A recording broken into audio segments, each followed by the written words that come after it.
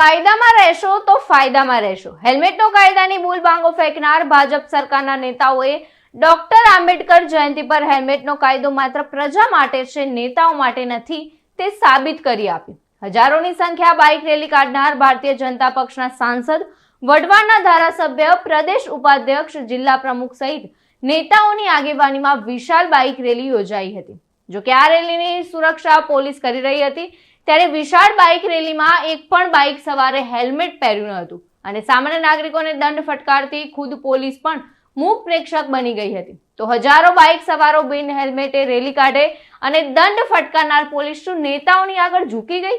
જોકે હેલ્મેટ અંગે સવાલ કરતા નેતાઓએ ચાલતી પકડી હતી અને બંધારણના ઘડવૈયાની રેલીમાં ભાજપ આગેવાનોએ કાયદો વ્યવસ્થાના ધજાગરા ઉડાવ્યા હતા અને રાજકોટ પોલીસ એક્શન લીધા.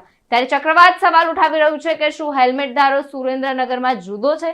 રાજુદાન ગઢવી સાથે ઉદયસિંહ ચાવડા, ચક્રવાત ન્યૂઝ, સુરેન્દ્રનગર.